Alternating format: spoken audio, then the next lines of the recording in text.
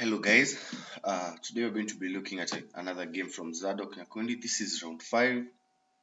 Zadock is playing the black pieces against Mohammed Elsaity. So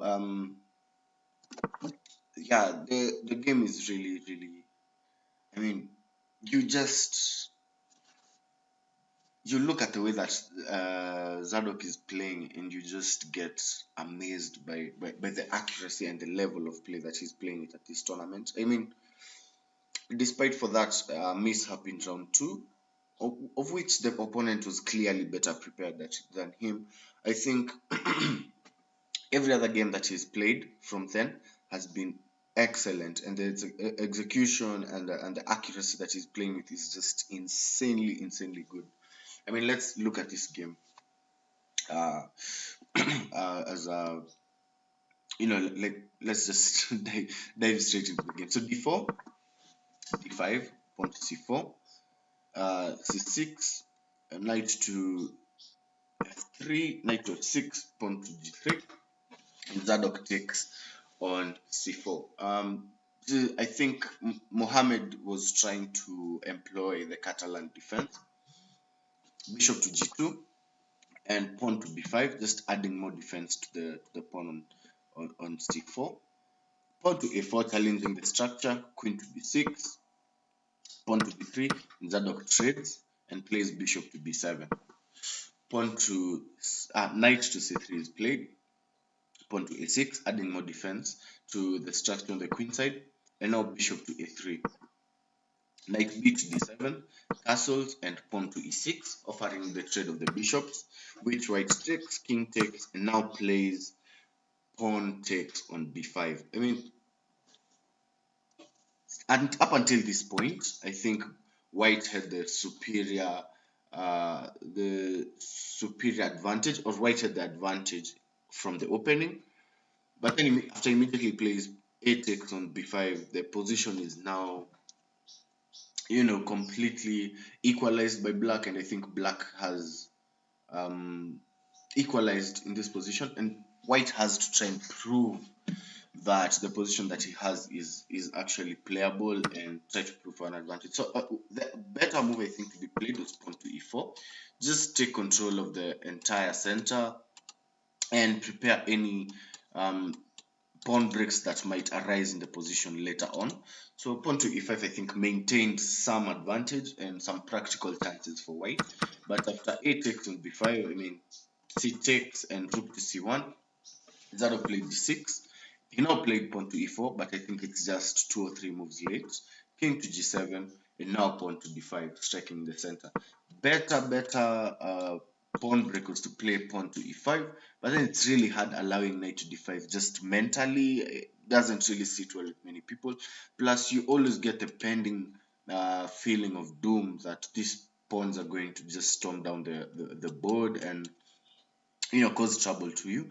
So if you play something like knight to e4, trying to avoid the exchange, maybe play something like knight to c5 or knight to d6, the pawns are just going to start marching down the board, and you're not going to have enough compensation, or you're not going to have enough play to prove that, because you can't really attack the king side. The king side is really safe for black, and white has to try and really find a very solid plan to stop this pawn.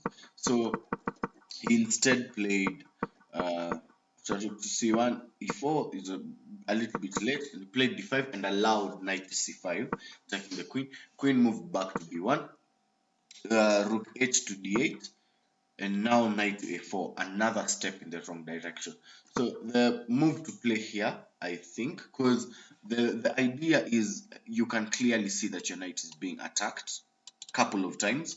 So maybe move the knight to e5, just add one more defender to the pawn on e4, the weak pawn on e4, and you can try and place this. I mean, the knight is actually excellently placed on e5. Moving it away will mean getting another piece away from the attack, maybe the queen. Moving it away from the attack to bring it closer to attacking the piece. I mean, to removing the piece on e5. So instead, he played knight to a4, and Zadock just took, rook takes, and took on d5, white losing a pawn. Knight to g5 is played, pawn to h6, knight to h3, losing another pawn. Rook to a3, just trying to damage control, just trying to control the pawn's push or the pawn's march forward, but the position is now just completely hard to play. Rook to d2 was played, just applying more pressure on the f2 pawn. The queen is starting on f2, the rook is also on f2, starting on f2. You can even bring the other rook into the attack. Eventually you will push e3, you'll start pushing b4, a5. I mean, the position is just uncomfortable and really hard to play for white. So I tried queen to a1, just playing pressure on that diagonal, not allowing the king to move or the knight. So Zadock played queen to a4, queen to d4, pardon, offering the queen trade, which was accepted, and now knight to f4, trying to untangle himself and find some play, some kind of genius play in this position. But after pawn to d4, moving the knight back to e2 and rook to d2, I think the position is just now completely lost. King to f1, the other rook to d8, rook to a1, trying to just bring your pieces back into the defense, but then the position is just completely lost. So pawn to h3, pushing the knight away, knight takes on f2.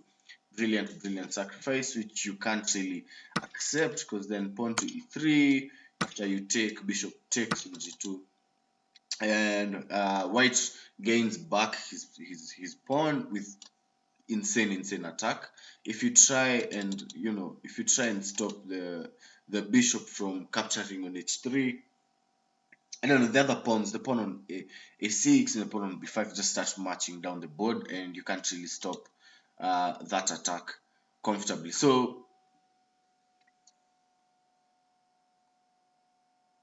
sorry about that. So instead of allowing this entire line after knight takes on f2, Mohammed Elsaity tried to play rook to c7, attacking the bishop on b7, but Zadock just moved it and played bishop to c4 check.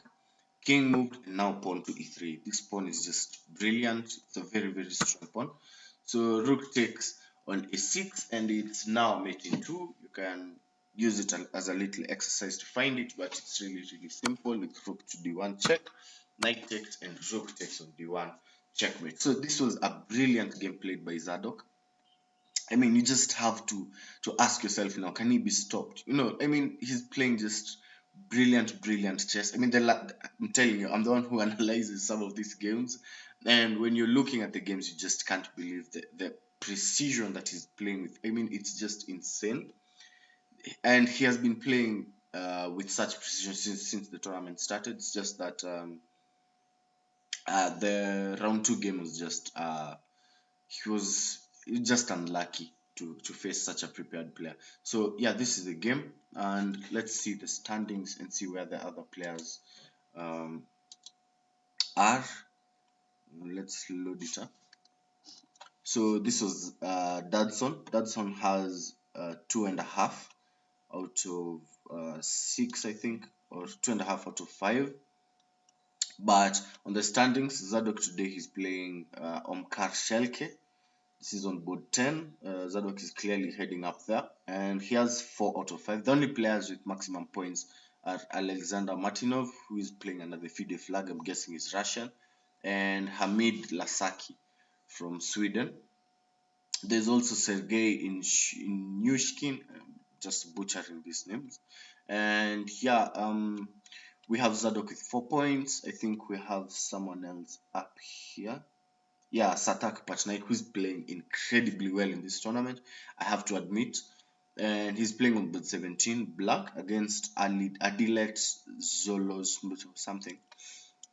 Can't pronounce that name to save my life. So who else is playing? I think we have Nathaniel Mugwanza on board 33. He's on 3 points playing Radbino. This is going to be an interesting game. And we have a couple of other players. Dadson is playing Al Kuwari Turkey on board 47, and there's a bunch of other players. playing the tournament from Kenya. And yeah, that's the analysis so far. In the women's section, we have Wanjiru Kimani, another good friend of mine. And let's see who is playing on round 6. So she's playing Al Mamari on board 9. So Kimani Wanjiru has like nice prospects to win the tournament, I think.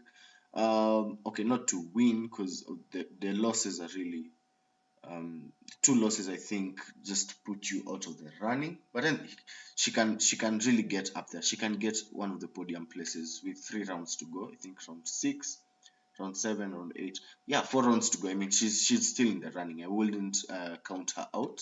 And we are hoping that these guys can play like really good tournaments and bring the medals to Kenya. So that is it.